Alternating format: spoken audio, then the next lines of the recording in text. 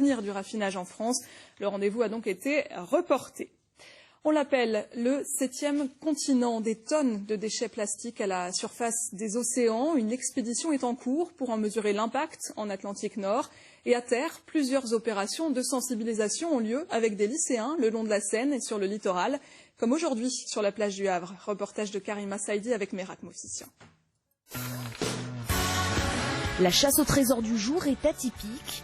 En ligne de mire de ces lycéens, les déchets de la plage du Havre. La récolte est plutôt bonne. Beaucoup de plastique, des bouteilles de verre, des bouchons surtout aussi, et des bâtons de sucette, tout ça on en trouve beaucoup. C'est vrai que quand on regarde de près, c'est pas très appétissant, enfin on pensait pas que c'était comme ça de près quoi. Ces élèves participent à un atelier organisé par l'expédition 7e continent. Parti début mai en Atlantique Nord, des chercheurs analysent les tonnes de plastique rassemblées par les courants au milieu des océans. Un amas qui représenterait 6 fois la taille de la France. L'heure est donc à la sensibilisation des plus jeunes.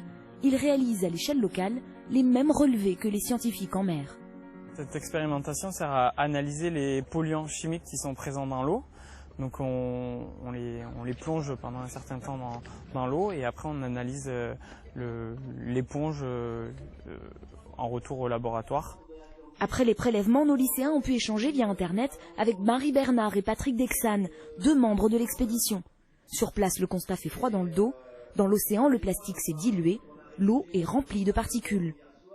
Ce qui est impressionnant, c'est qu'on peut bien notre filet à l'eau, et là, toutes les choses qu'on ne voit pas, on les retrouve dans notre filet.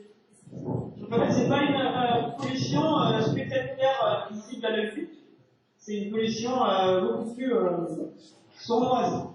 Ça m'inquiète un peu parce que dans beaucoup d'années, ça aura des répercussions sur nous, sur les poissons, parce qu'on les mangera, du coup, ça aura une répercussion sur nous. Avec 10 millions de tonnes de détritus jetés chaque année dans l'océan, le 7e continent n'a pas fini de croître. Dans l'Eure, l'étang de Condé-sur-Iton va bientôt disparaître du paysage. À sa place, la rivière Iton va retrouver son lot.